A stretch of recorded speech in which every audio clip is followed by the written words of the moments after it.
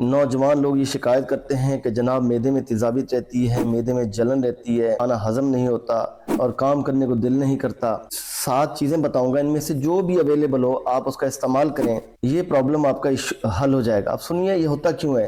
बिस्मिल्लाहिर्रहमानिर्रहीम, अस्सलातु वस्सलामु अला मुहम्मद सल्लल्लाहु अलैहि वसल्लम, अस्सलामु अलैकुम वरहमतुल्लाह। अक्सर नौजवान लोग ये शिकायत करते हैं कि जनाब मैदे में तेज़ाबियत रहती है, मैदे में जलन रहती है, खाना हज़म नहीं होता, बहुत परेशानी है और पेट फूला सा रहता है और काम करने को दिल नहीं करता।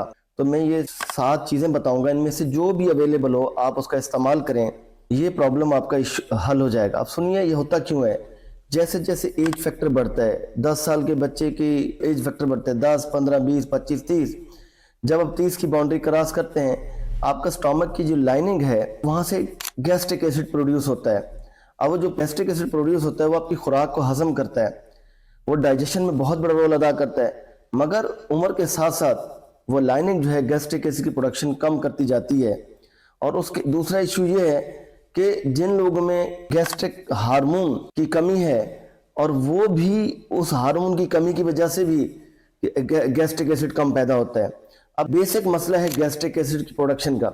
जब उसकी प्रोडक्शन कम होती है वक्त के साथ से, एजिंग के साथ, तो ये मसाइल आना शुरू हो जाते हैं। अब हम चाहते हैं हमारा मैदा हेल्दी रहे, स्ट्रांग रहे, और जी हम जो पेट फूला हुआ रहता है, इंडाइजेशन का इशू है, गैस का इशू है, खुराक हजम नहीं होती, खाना खा नहीं सकते। जब खुराक हजम नहीं होगी तो आपके जिस्म को क्या एनर्जी मिलेगी? बिल्कुल नहीं मिलेगी। तो उसका हल ये है, अब गौर से सुनिएगा, नोट करते जाइएगा। अगर आपके घर में सेब का सिरका अवेलेबल है, आप छोड़ दीजिए एंटासिड्स को, इन चीज़ों को। ये आपके लिए अजाब है, ज़िंदगी भर खाते रहें और इनके साइड इफ़ेक्ट्स अब मैं यहाँ वीडियो पे नहीं बता सकता, जो कि कुछ लोगों को बुरा लगेगा।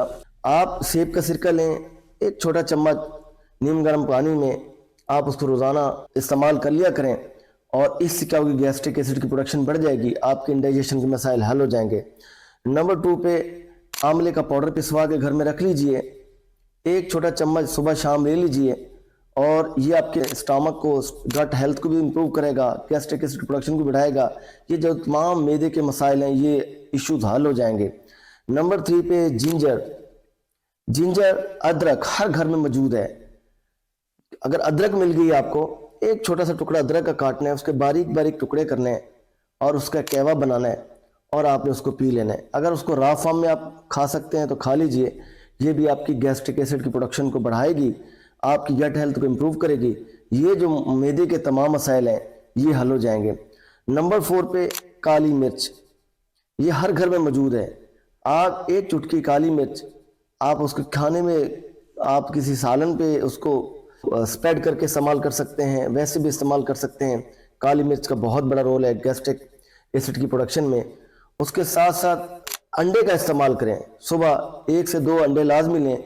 ये भी आपकी गैस्ट्रिक हेल्थ को इम्प्रूव करते हैं, गैस्ट्रिक एसिड की प्रोडक्शन को बढ़ाते हैं। नंबर 6 पे सेब, कच्चा सेब बिल्कुल ग्रीन, जो रेडियो पे जिसकी कदर नहीं होती, हालांकि पूरी ताकत इसी के अंदर है। ये गोल्डन सेब में कुछ नहीं है।